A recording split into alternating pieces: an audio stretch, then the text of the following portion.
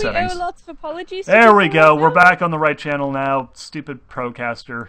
Sorry, everyone. Hey everybody, welcome to the end. We're gonna restart from the We beginning. suck at life. We're kind of terrible at this. Anyway, hey everybody, welcome to the end. I guess we'll just go back to square one, which is, has anyone here seen Equestria Girls 2 Rainbow Rocks? No. Ponies, ponies, ponies, Yeah, ponies, ponies, ponies, rain ponies. No one has seen it yet. However, we have heard that it is good. We have heard that it is a fun and a fun little movie that has some good songs in it, and Sunset Shimmer gets a good character development, even if it seems like they kind of contrived a reason for Twilight to be in the story, which is disappointing because we were kind of hoping that it would not happen. But whatever, it looks like a pretty good movie, and we'll probably try and see it as soon as there's a decent version available that is legal. Anyway.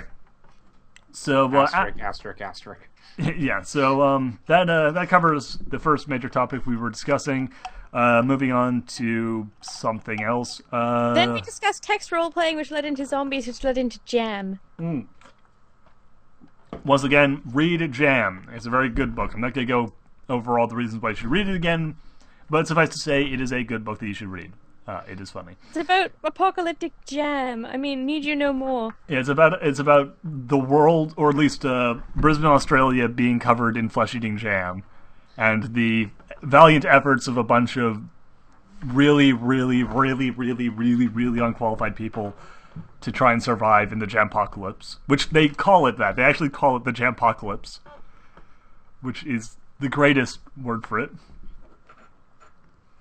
Also, there's kind of I will say this, like, there's kind of funny bit, a little bit, like, around the middle of the book where they actually meet people who are a little bit more qualified, like, actual, like, scientists and stuff, and they're like, so what, like, where did all the jam come from? And, like, all the scientists are just sort of like, jam? Like, seriously, that's what everyone's calling it? Really? It's funny that it's preservatives, but they're surely not being preserved by them. No, not at all. But it's kind of like the funny thing where it's just sort of like, you know, every time, like, you have, like, this thing where, like, a sci-fi movie or a horror movie or an action movie or whatever, and they have some big contrived, you know, thing happen, and everyone, like, names it something, and then everyone all over the world seems to all have the exact same name for this one thing, because, and, like, that's also what they happen to call themselves, and that is also the scientific name for it and stuff. It's just like everyone kind of is on the same page about what they're calling the big, awful, bad stuff. And it's got a fun thing in jam where it's just like almost everyone on the ground level calls it jam because it looks and smells like strawberry jam. But like everyone outside of the thing, like all like the scientists and stuff are just sort of like, no, it's not jam. Jam doesn't eat people. That's why would you Vegemite. Why would you call it jam? This is just silly. Anyway, My sister is here. What do you need, sister? Yes, and you know what I like. What? Yes. But I'm lactose intolerant.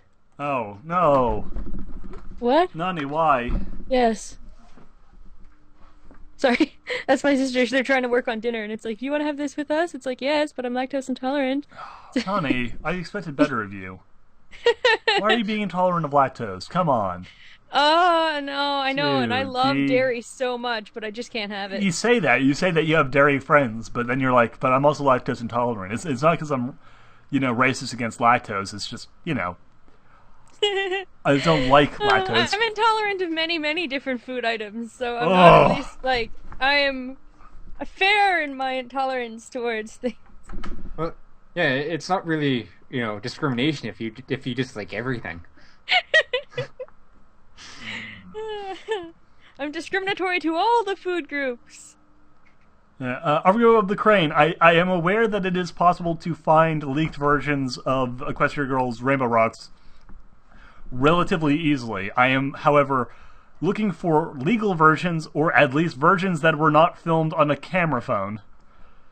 Because I have seen what those ones look like, and I know, I actually talked with Soundspeed about this the other day. We were just kind of talking about seeing the movie, and we were talking about, like, just like, yeah, so do we want to see this movie? Yes. Do we want to watch the version that is in, like, 140p and filmed on a camera phone from a bad angle. No. Yeah, I agree. I didn't even know 140 existed If I anymore. can't go see it in the theater, I'll be buying the DVD or watching it on Netflix. That's a good Netflix. idea. Support it Netflix. legally, you silly people. Yeah. Yeah, show support. Apparently the film isn't terrible, so therefore, all the more reason. If it was I completely mean, terrible... it'll only probably take 3 months before it's on Netflix. That's not too bad. Yeah, probably. But then it will be irrelevant to talk about. Who cares? Yeah, the point is just like, yeah, you film a screen and you end up with kind of, fading quality and a really, like, fading quality sound and, washed out colors and everything's kind of out of frame. It's ew. Oh, don't forget the bad syncs. Gyrakon, talking about sound speed, when do you expect the next episode of Let's Read Living the Dream to come out? It'll come out when we next record it. Sound speed is back. Lightning Rabbit is actually much more available than he used to be. Cabral is completely unavailable, but if we need to, we will have a 3-person reading rather than a 4-person reading. However, when everyone is available is going to be a little up in the air. Probably this weekend, but I don't make any promises, because especially with the way people are currently are, it is never possible to say for certain that we can record on a given day until that day, and I actually have those people in a call. Otherwise, it'll end up, just being like, okay, last minute change of plans, can't do it. Even then, it's not for certain until it's posted up. Even then, it's still unsure. Even then, you never know when the YouTubes will sweep down and take it off. But yeah, it is coming. It is coming soon. It is not necessarily coming at an exact, precise time and date. That is the best I can say.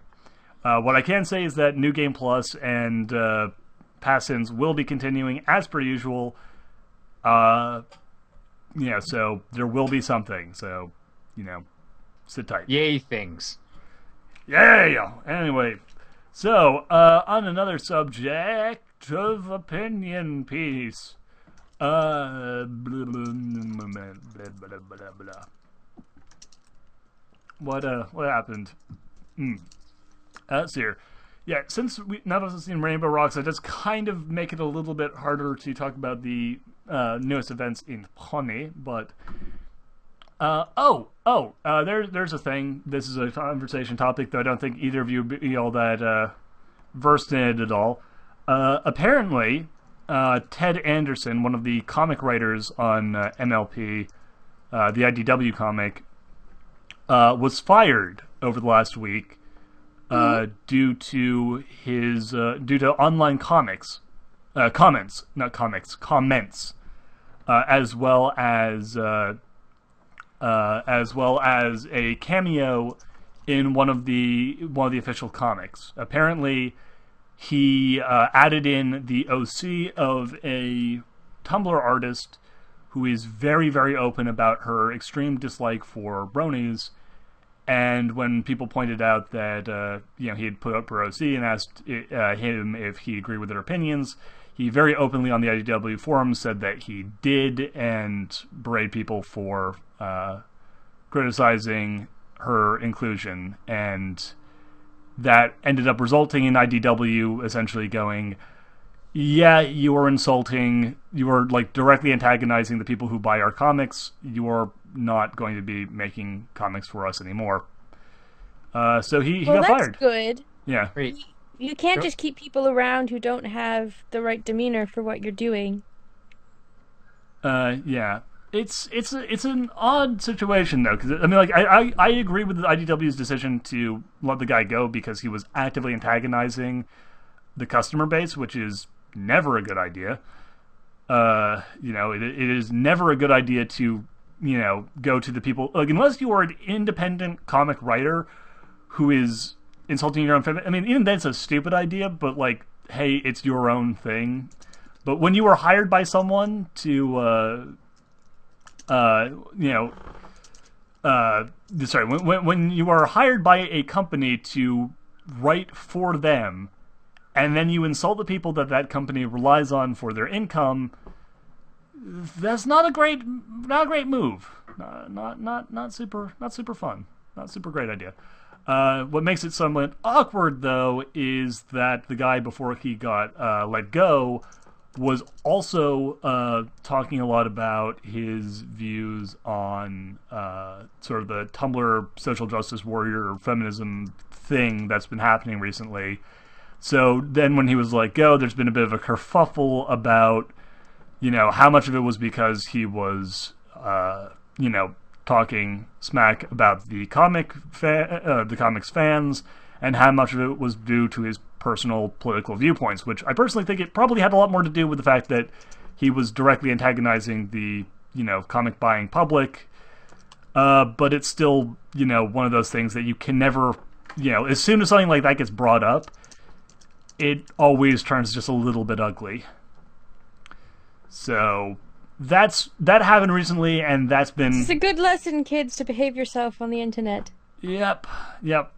It is never a good idea to... Because everyone can see what you are doing, and they can report it to people who will fire you. Yes, especially when you do it on the forum of the company that, you are directly... That's the dumbest thing I've ever heard, but... Like, that's kind of like the special thing. He was also doing it on a couple other forums, but the real thing is when you are on the forum of the company who is hiring you, antagonizing the people who buy the comics from the company whose forum you are currently on,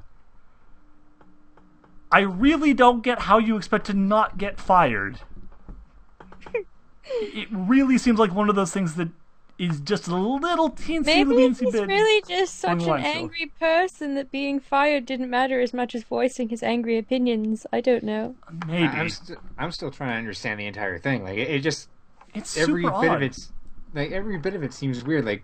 For one, if you have something against the fandom, why would you be so involved with something you dislike? And then why would you be on the other side? Why would you have be in the material making aspect of something that you dislike? Well, apparently the thing is, he's one of those guys who, one of those people who kind of comes into the camp of, I like MLP as a thing for children and young girls alone. Grown men watching it is destroying the innocence of children, kind of thing. That's the OC that he put in as a background character came from a person who was a big supporter of that kind of mentality of the bronies are ruining MLP for children mentality. But so he was probably writing for the comic for the sake of the intended audience, and then also voicing his strong disapproval for the unintended secondary audience. Which, okay. Yeah, I mean, still... I sort of don't have an opinion on this whole debacle since I don't know much about it. Yeah, it's still kind of one of those things where it's okay, it's incredibly dumb to, actively antagonize the people who are buying the comics. On the other hand, it's not really all that surprising that he was, working on the comics in the first place, because he hates the secondary fan base. He doesn't hate the primary fan base. I would argue that the primary fan base for the comic books is almost certain. Oh, yeah, I'd say almost certainly, because comics... I do not know too many little girls who read comic books or whose parents would buy them comic books to be fair, would even be aware that there are My Little Pony comic books. To be fair, I do go to a local comic shop, and I do see, I go in on the days that they release the new MLP books, I do see a few kids picking them up, but for the most part, the comics are kind of, at the very least, aimed at an older audience. Now, whether that audience is intentionally the 16 to 24-year-old, secondary demographic, or if it's more sort of tween girls and stuff, you can argue, but it definitely isn't intended for the same super, super young age. I definitely think that if Hasbro didn't know they had that adult male fan base who's already at comic stores anyway, to buy the comics, they would be releasing them, because they... And the fact that they used to do My Little Pony comics back in the 80s, they did an annual, but that was a different thing at the time, and they stopped doing all of that during the other generations, and I just don't see how it would have happened if the bronies weren't there. The other thing is they hired IDW to do it, and IDW is a comic company that basically specializes in doing, kind of nostalgia-based properties. They do the Ghostbusters comic, they do the Transformers comic, they do the... I know they do Adventure Time. They do Adventure Time, and almost everything they do is strongly aimed at kind of either the grown-up fans of nostalgic properties, or kind of the alternative, fans of things like the Adventure Time comics have been pointed out by a lot of people, have a very strong like gay rights message in a lot of them. Like they kind of go with a very thinly, like a lot of very thinly veiled allegories for homosexuality, which are clearly meant more for the older fans of Adventure Time than the younger fans. They IDW makes stuff that is kind of meant to be wink, wink, nudge, nudge. This is for you older people, in the guise of still being totally safe and friendly for the target demographic. So when Hasbro went to IDW to give them the license to MLP, you kind of go in with the expectation that IDW is going to do what IDW does. And what IDW does is good. Like they make really good comics. I love the idea. I thought they're all right. I'm not crazy about them, but they're cute. I think they're good, and more importantly, I've also heard like from other people who are not fans of MLP but are fans of some of the other things that IDW also does, that IDW has a really good track record of this sort of thing. Like they are generally very well regarded.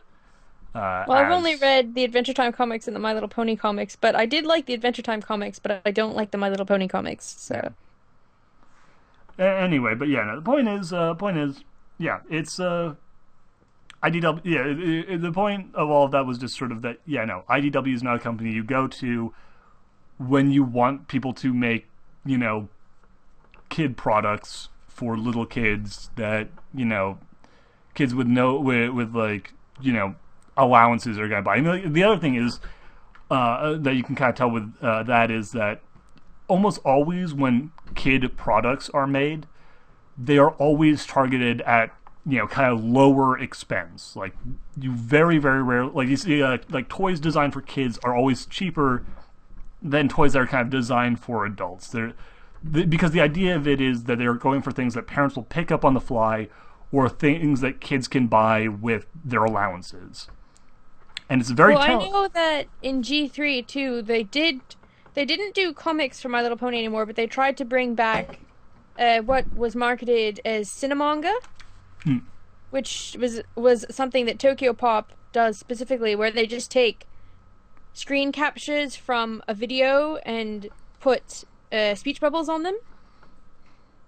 So that was their opinion of comics up until IDW coming into the picture. Yeah, no, I heard about those, and they're pretty... When Hasbro aims for kids, they really aim for kids. Yeah, and here's the thing about the IDW stuff, like the reason I bring up the expenses, comics published by DC and Marvel, like, who have a very strong focus on either like kind of older people or kind of more kind of kiddie sort of stuff, they sell comic books that go for about $3. They are made on relatively cheap paper. They are fairly disposable, and then like they expect the really hardcore older fans and stuff to buy kind of the trade paperbacks that are higher quality, that are made on better paper. They last longer. IDW's comics, the pony ones, they sell for $5. They are of much higher grade material. They are slightly larger, and they are like clearly designed at kind of more the collector mindset than the disposable, give it to your kid or teenager to buy on a pocket allowance stuff. Yeah, they're very, very obviously not marketed to be just kids products, and that makes it kind of a little silly that Ted Anderson one of the assumption that he could then attack said secondary demographic and be like, yeah, whatever, no one likes you anyway. No one at this comic company cares. I can do this and there'll be no negative repercussions. And there was. And Yay! What are you going to do? Well, they were deserved. Yeah. Comeuppance. They're not like muffins. Muffins. Muffins. Ba-ba-ba. Muffins. I know, you're probably going to get that. I'm afraid I don't. Oh, well. Patamus, you have not said much over the course of this episode so far, so let me draw you out with a question. Have you ever seen Adventure Time? I've seen little clips on the internet, but I have not seen a full episode. I see. Okay, fair enough. Oh, Patsy! Yeah, Even I finally caved and watched some. You had to watch some. yeah, I had to watch a little bit at least. Fine, It's I'll on see if it's on. Netflix. I'll see. Then I shall watch it on Netflix. I will try to watch an episode over the I weekend want to for say you. it's on Netflix There you go. America, but it might be on Netflix Canada too now. Might be. Yeah. Either way, there's browser tools for that. Reactions of LP Comics made a crossover with Adventure Time Comics. No! Bloody hell no! That would just be the weirdest thing. It would be pretty weird. My thing with crossovers has always been never canonize them. Never have a canon crossover. Like, I have no problem with, like, a non-canonical crossover where it's just, like, a one-off thing that is clear, that is never referenced again. It's just, like, a jokey offshoot thing where it's like, here you go, this is a non-canon event in which, like, the heroes from these two things do stuff together. And more often than not, even then, crossovers tend to be the most lazy, awful things, because they tend to be just like, here's the biggest bad from both universes, and they're causing trouble together, and so the heroes from both universes have to team up and learn that each has their own the own thing that makes them good. Therefore, the fans of both series will like it and watch or buy, you know, all the crossover stuff, so that no one gets annoyed and leaves going like, oh, whatever, my side was my side was beaten in the crossover.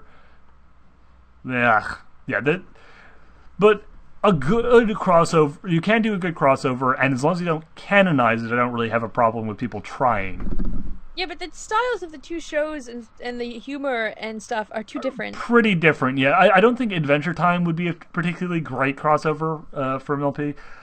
There was something. Me and Soundspeed and Lightning Rap were talking a little while ago. I can see a crossover between My Little Pony and Little Pet Shop. Yeah, true. That could work. I guess. Though, there was something else. There was some other thing that like we were actually talking about as a crossover that could actually work pretty well. And now I'm having trouble remembering it. It was I think it was Pony and something else, but I can't remember. Hold on.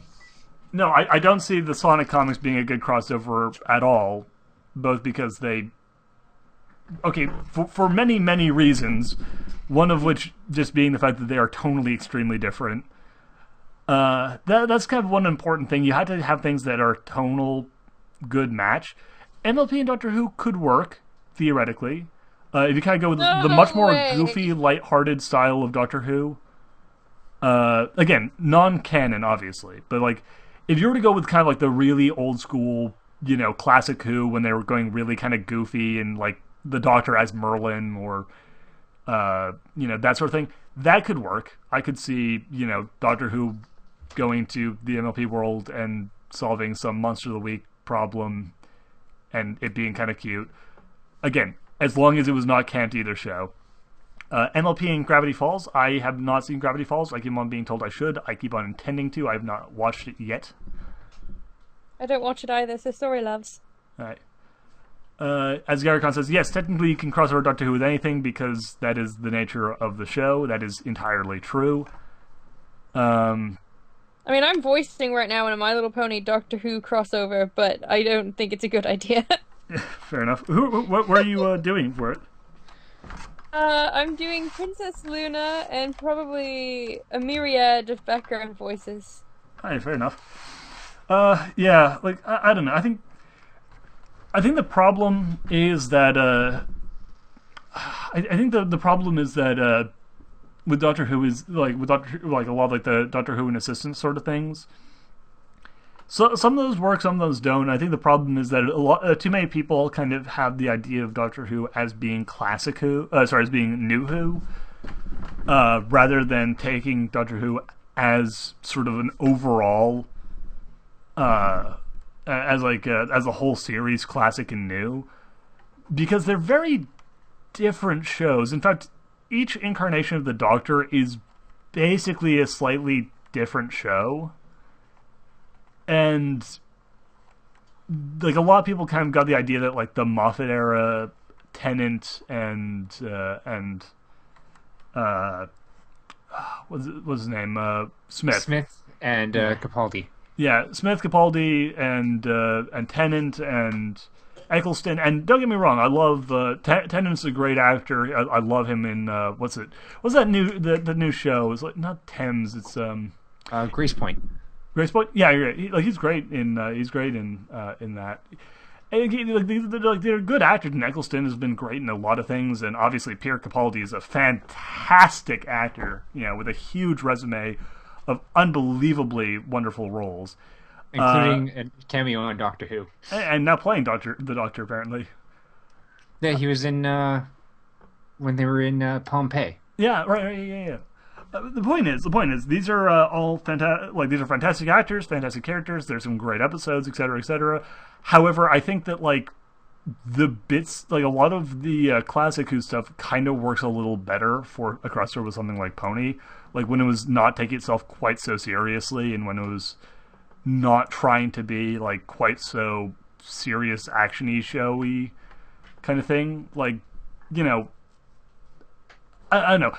I think that I'd love to see a version of Doctor Who's Equestria sort of thing where the focus is less on trying to do Doctor Who the Time Traveler and more, I think it was the third Doctor, when he was actually grounded in one place in one time for 3 seasons. And it was literally just essentially he was a guy who was working with this unit called Unit in England, solving problems and essentially being kind of the eccentric, wacky science officer, rather than being this crazy time traveler thing. That could work, because the thing with Pony is that a lot of what makes Pony so good is its universe and its world and everything. And when you basically just throw all that out the window and just go whatever, it's the Doctor and one character, and then they see Pony versions of Doctor Who stuff, it's At that point, it's just Doctor Who, but with one pony and some horse puns. That's not really a crossover. It's just horse puns. Horse puns and dad jokes. That'd be so great. So yeah, that's kind of my thing with Doctor Who. I think that Doctor Who MLP can work, but not if you are only doing it for the sake of essentially going it's Doctor Who, but look, Twilight is there, or Derpy is there, or Roseluck is there, and it's horse versions of everything that we just said, of the things that would normally be there. It's it's just a waste. It's a waste. Horse or cyber horses. NLP and Living the Dream. No, not even going there. Yeah, I don't know. I'm trying to think, what else is there? What else? LMP X Dan versus? I guess Isn't could there work. already something kind of that with Fluffy Mixer? Yeah, Fluffy Mixer kind of did that, and I think that's about as good as you can possibly get with that. I really don't see a better version of that existing. It's just, Dan in Equestria being a grouch, and that... You got it! Literally a series of that would just be that extended to 20-minute episodes. Yeah, the problem the best thing to cross over would be My Little Pony and something like the new Sailor Moon, but obviously that's not going to happen because Hasbro doesn't own those properties. The thing I say with this is you always have to ask yourself one simple question when you're talking about crossover, and that's, what does each property have that makes it interesting and makes it compelling? What about that property do you like? Because if it's just oh, I like ponies, and Ponies and Transformers is a fine example of this. If you're just going I love ponies and I like Transformers, they'd be great in a crossover together. But then you have to ask yourself, why do you like both those things? You like ponies because they're fun characters and there's some adventure and you like the humor. You like Transformers because Transformers is, I guess, bad. It's I think we're talking about the cartoon, the old cartoons that people liked. Yeah, I know, from the 80s. I've watched them. I really enjoy them because they're hideous. They're so terrible. It's hilarious. Oh lordy! All right, or Beast Wars. Thank you, Beast Wars. Fine. Point is, Transformers you like because it's got some fun characters, but it's mostly about the action. It's about the Otacon. It's about the Autobots fighting the Decepticons, and the good character, like, even the best characters in Transformers are kind of all built around that central war-based premise. Now ask yourself this: how do those two things cross over in a way that ends up being satisfying? They really don't. Like, either the Transformers are just sort of hanging around with the main six and not fighting, which is kind of, a waste of Transformers, or you just put all the ponies in Transformer suits or make them Transformers, at which point you just have pony characters being ponies, except occasionally they stop acting like themselves to just turn into generic action heroes for, 30 or 40 minutes. I actually kind of feel like it could be done. I mean, like, maybe. Anything but can I'd work. want to see, rather than having the ponies go into the Transformer universe, I'd want to have the Transformers come into the pony universe. But then I think it could be done. Yeah, And My Little Pony X Power Rangers would be bloody fantastic. The thing is, I think the best way you could probably do that is just have the characters hanging out or something. But, like, the thing is, anything can work. The question is just how you make it work, how you get the things to stay true to themselves and the things that you like about them, without, while still managing to make them cross over. Like, Pony 6 Power Rangers, you have to ask yourself the question, do you want the ponies to meet the Power Rangers, or do you want the ponies to be Power Rangers? And if you want the ponies to be Power Rangers, do you just want to see MLP but with Power Ranger fight scenes every 15 minutes?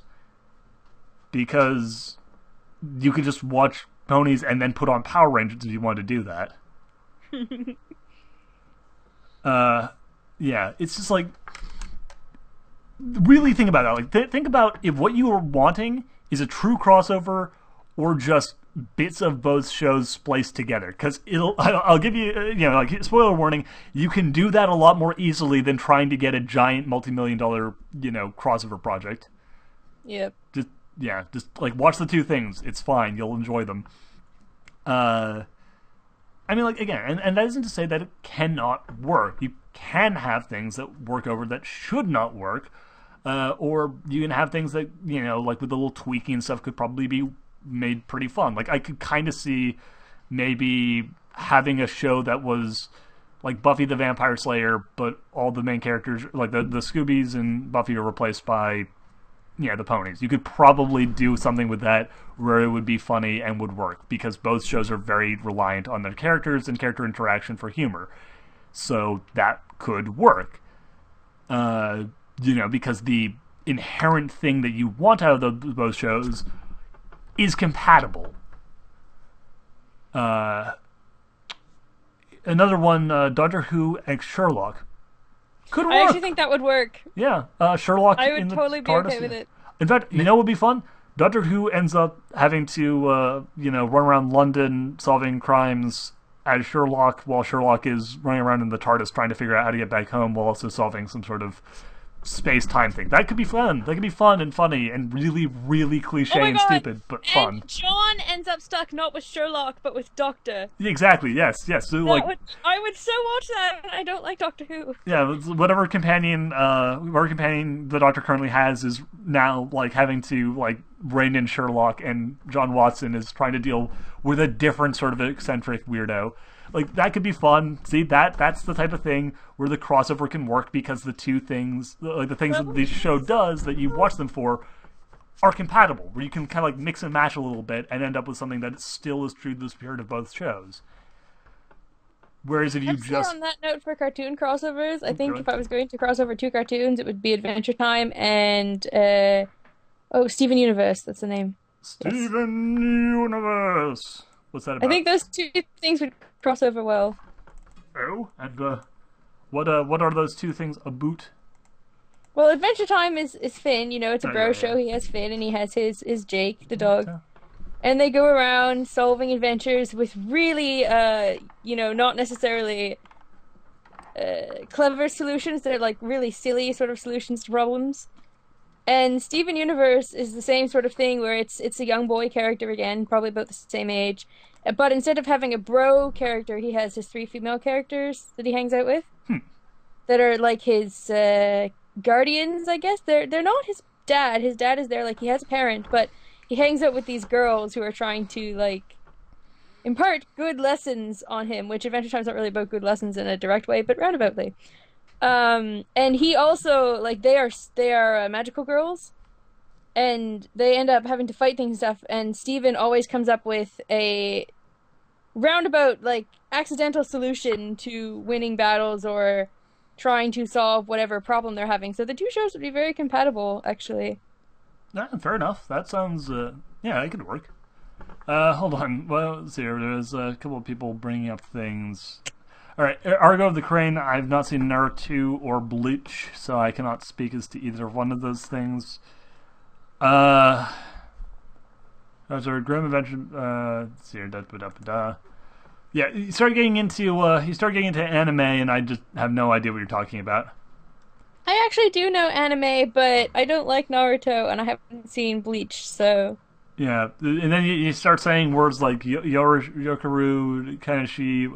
I just don't know what you're talking about at this point. Yoruichi and Kakashi, but all right, fair I enough. know who Kakashi is. Yorukaishi. Oh, well, you're the one who spelled it with an O. Why did you spell it with an O then? NLPX. But anyway, Yoruichi. I don't know who Yoruichi is, but Oh, also, I think I know. Fairy Tail I love, and it would not go with My Little Pony, but Fudge I like it. So. Oh God! Hey, here's a crossover that I think all of us can agree on, and if you can't, then you can all leave. MLP crossed with the Muppets. I don't watch the Muppets. Just Pat Safe, do you watch the Muppets? Yes, I'm just trying to think of like how you do this. Would you have? It's the Muppets. You just do it the same way the Muppets have done every crossover ever. So it would be the Muppets as NLP characters. Yes. Okay, I wasn't sure if you were trying to go the other way around or how. No, and there are still the Muppets. Like they are just like I don't know, like Grover. Like sorry, not Grover. Gonzo is pink now, and Kermit is purple. Like they're just dressed up as incredibly obvious, like like Muppet versions of the characters. Again, is Sesame Street part of the Muppets? Technically, yes. Yeah, Kermit. Okay, then yes, I do watch the Muppets. Never mind. Yeah, crossover. Because they had their like super crossover, the Muppets Christmas special, which had the Muppets, the Sesame Street cast, and the Fraggle Rock guys. Yes. Oh, Fraggle Rock!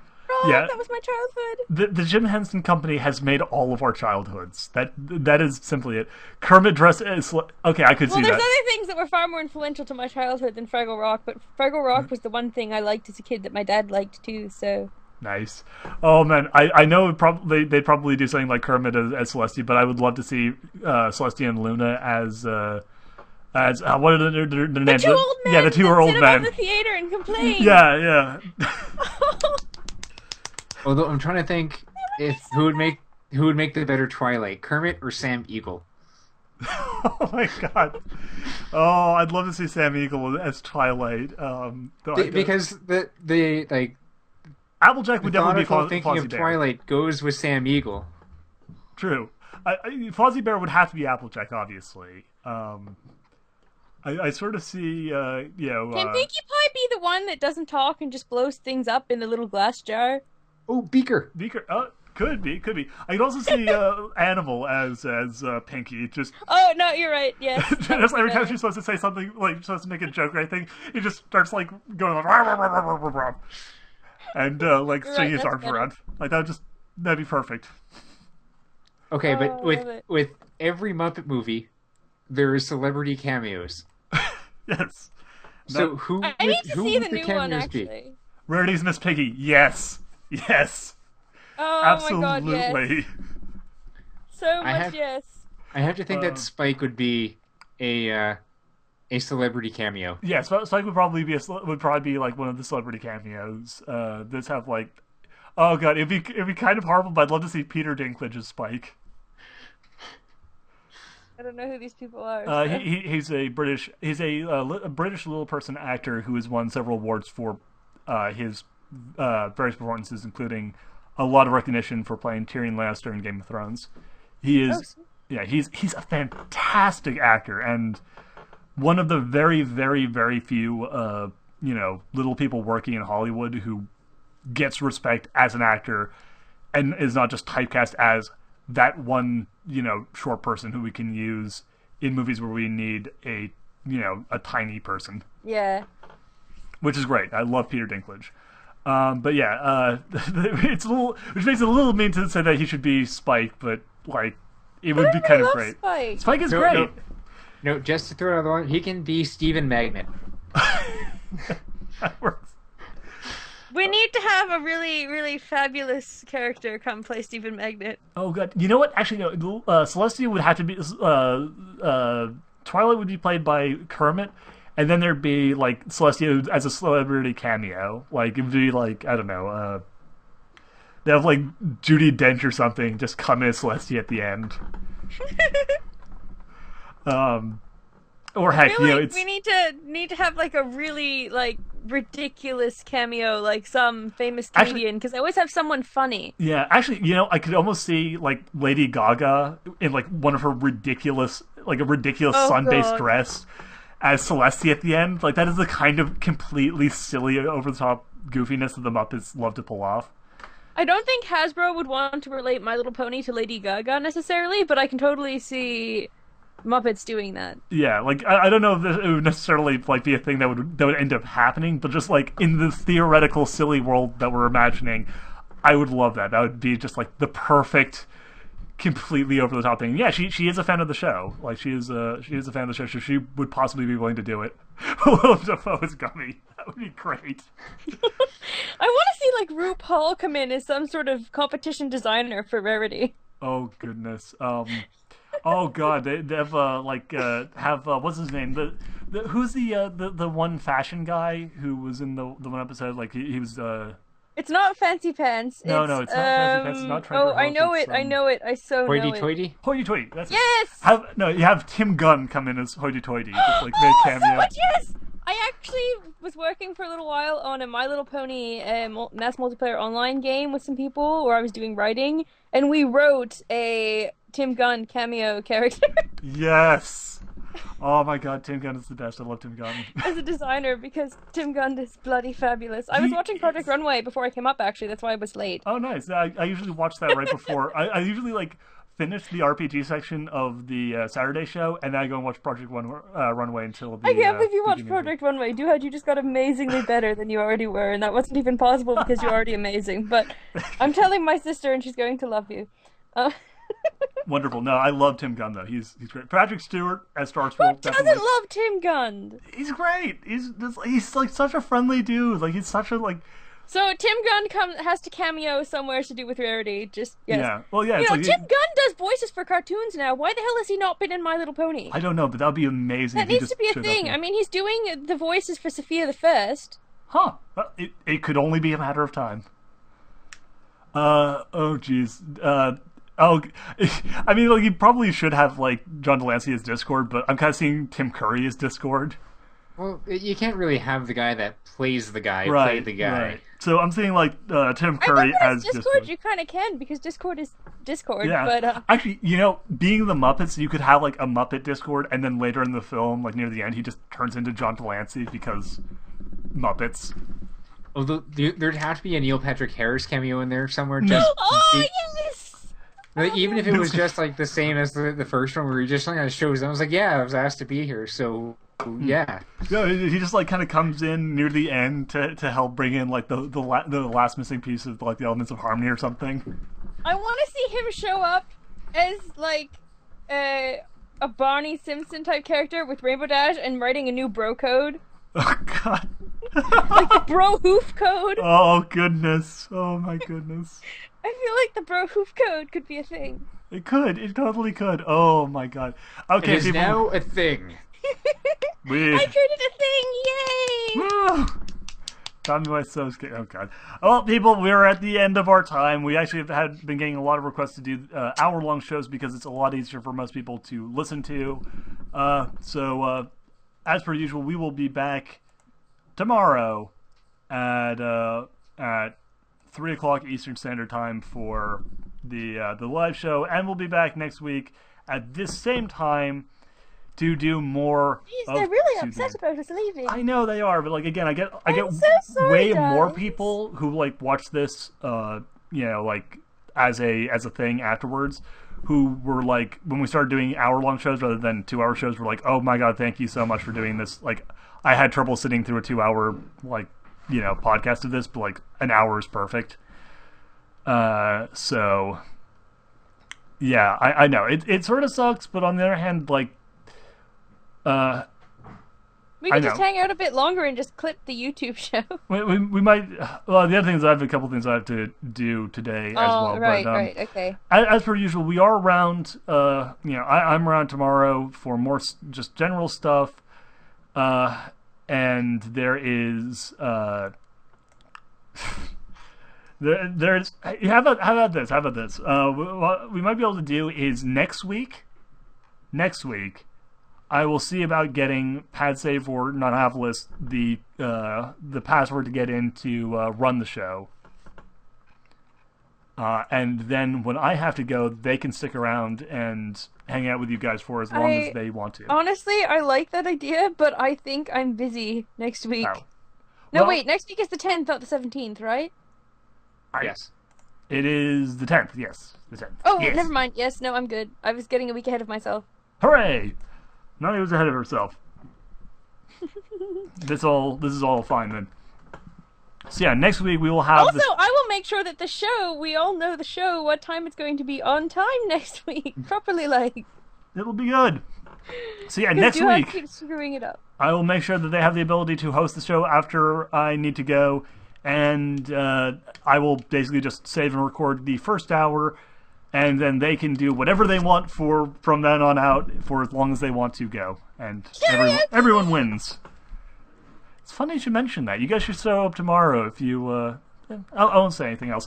Well, see you guys tomorrow or next week. Till then, take care of yourselves. Bye-bye! Bye.